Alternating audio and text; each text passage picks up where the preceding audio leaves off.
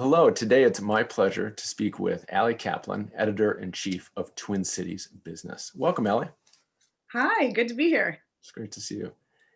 Typically, you're the one asking the questions, so I appreciate you taking a few minutes to talk about the important role of women in our region's workforce and the impact COVID-19 is having on working women. 5 years of data in the MSP Regional Indicators Dashboard shows that women participate at a higher rate in the Minneapolis-Saint Paul economy than any of our 11 peer regions, more than Boston, Seattle, or San Francisco. And that's a competitive edge for our region. And it means that everything that's important to working women is even more important to our region's employers.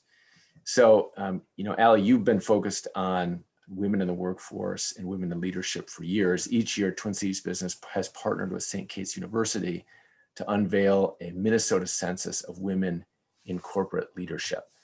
Why is the role of women's leadership in the economy important to you in TCB?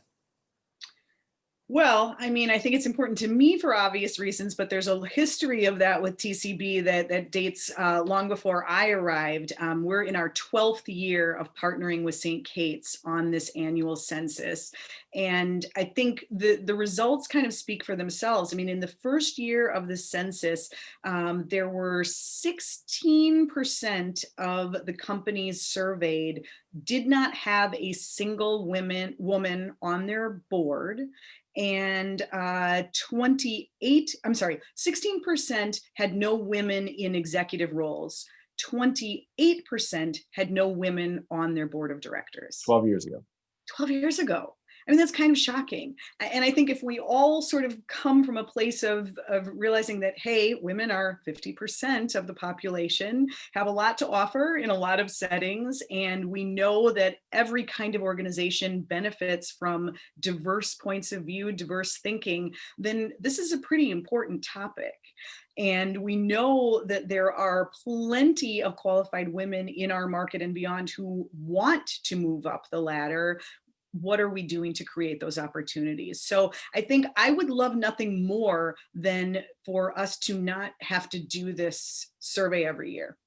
Because we're even and there's nothing to talk about. But the reality is there have been incremental improvements, but we're still far, far behind on equality. Well, what trends have you observed over the years? What's changed and what hasn't for women in corporate leadership? Well, this was actually a big year in terms of the way that academic researchers look at it. They noted that we had this year a 2.5% increase of women in board positions. And that's actually 2.5% is the largest increase we've had in the past decade. So that's good. And again, keep in mind when you're looking at public companies in Minnesota, you're talking every year that there might be a couple dozen openings. There's not a ton of opportunity to, or a ton of seats to even talk about on boards. But this was the first year, and this goes for Minnesota and nationally, this was the first time that every single company on the S&P 500 has at least one woman as a director. 2020. Yes. First time. 90% of those companies have at least two women in board roles. So again, making progress, it is just coming so painfully slowly, but we do each year see the numbers getting a bit better. Well, so speaking of 2020, so COVID has forced everyone to make adjustments in how we work. Here we are having our conversation from our homes. For some, the changes have been very difficult. The evidence is clear now that COVID-19 is a particular hardship for working women across America for various reasons. And so Greater MSP partnered with Twin Cities Business on a survey to learn more about the impact of COVID-19 on working women in the Minneapolis-Saint Paul region. And that survey is just coming out. Could you talk to us about 2 or 3 notable issues that we saw in that survey? Sure. I think you and I can vouch for this being true. About 2/3 of the women that we surveyed say that they are juggling childcare while working full time, meaning they don't have a childcare provider in the house. They don't have a spouse who is full time focusing on that. So everybody's juggling, teaching, making lunches, doing things other than focusing on work from 9 to 5. And that has to impact, first of all, burnout rates, and also when we work and how we work. Mhm. I mean, it's a huge percentage of people that are impacted right now. So that was it was something that we suspected, but it was really interesting to see that it was that large of a percentage, 2/3 Mhm. don't have backup options right now. Another thing that really stood out is how much, even though we might feel a little frazzled with the juggle, we would still prefer the flexibility. 91% of the women surveyed said they would like to keep working remotely, or at least partly Mhm. remotely. I think flexibility is the key. Hmm. I thought that was really interesting. And then another thing that it just, when you start thinking about remote work and how we're working anywhere and able to zoom in, and the possibilities that that opens up, it can be both good and somewhat concerning for the Twin Cities, in that 29% of those surveyed said they would consider work opportunities right now outside of Minnesota. That might mean that they live here, but they are working for a company that is not here. Or on the flip side, maybe they'd move away and be working here. But what does that mean for our region as a whole and for the talent? Maybe an opportunity to bring new people in, but also a concern that we could lose people. Absolutely. I mean, the game around talent retention attraction is changing. That's all we really know. And we don't exactly know how. So using the data and tracking this is one of the best things we can do.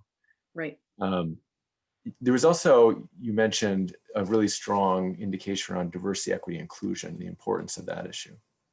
Yeah, absolutely. And this is something that comes through in the St. Kate's research as well. While women have been making advances, the number of minority women, women of color in board roles and executive roles, lags woefully behind.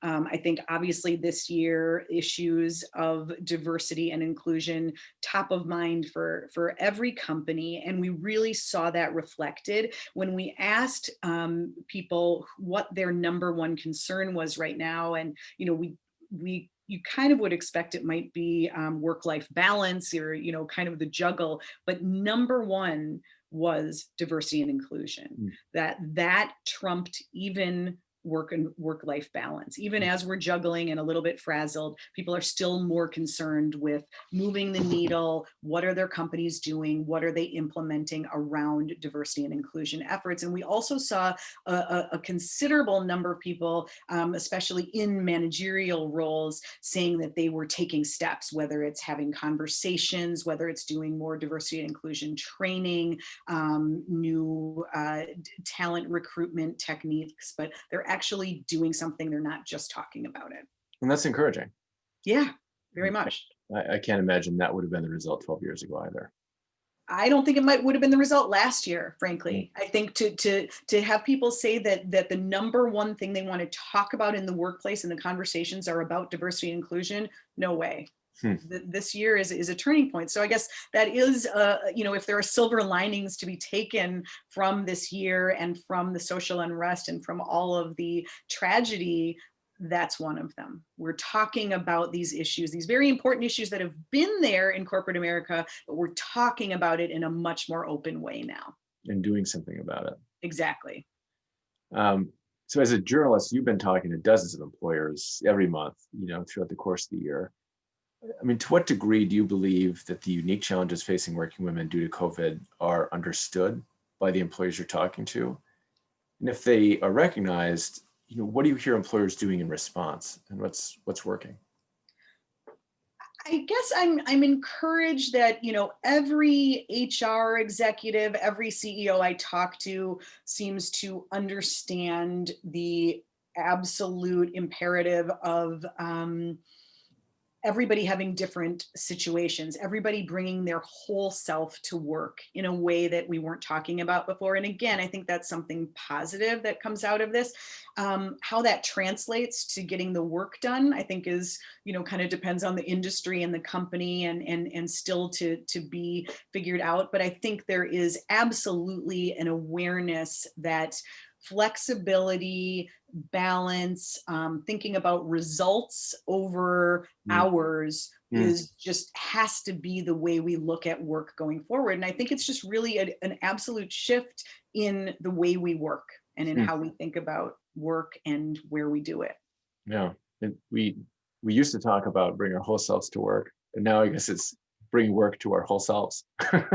Yeah, I think you're right. I think We you're right. said anything could happen on a Zoom. I mean, there could be music practice, pets, who knows? You know. Right. Um, well, I want to thank you for helping us put a spotlight on the importance of women in our economy and focusing on supporting women in the workplace during COVID. Incredibly important to our entire region at this time. Oh, absolutely. It was so much fun partnering with you. You're absolutely the right partner on this. And I hope this is just a starting point. I think it's really going to be interesting to look at this survey and hopefully do it again next year and Mhm. see what's changed and what we can learn from it and where we go from here. Right. Fantastic. Thanks so much, Allie. You bet.